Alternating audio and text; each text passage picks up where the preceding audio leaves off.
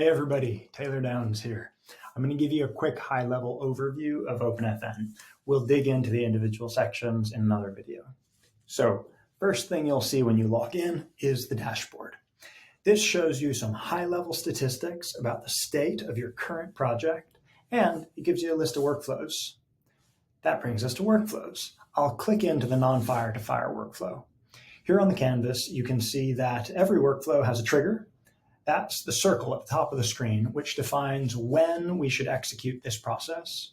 You can see there are paths. These are the lines between the various nodes, and they can have some logic. In this case, check to see if there's a new patient form, or some simple on success or on fail conditions.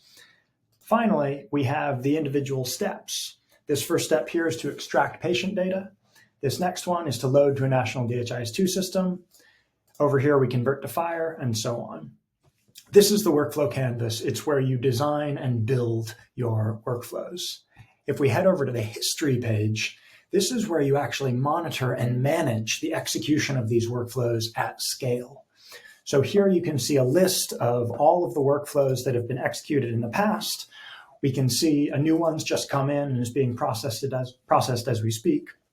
As we move around this interface, you can find that you can actually go back to prior runs that have failed and you can reprocess them.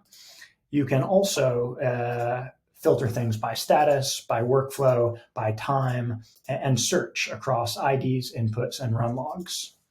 This is the history interface. Finally, the settings page. This is where you control project-specific attributes. So which credentials does this project have access to? How have you configured security across your various webhook endpoints? Who are the collaborators and what roles do they have within the project? Must all users enable multi-factor authentication to access this particular project? How would you like to version control your workflows in your project using a system like GitHub? And finally, how do you want to set up your data retention policies?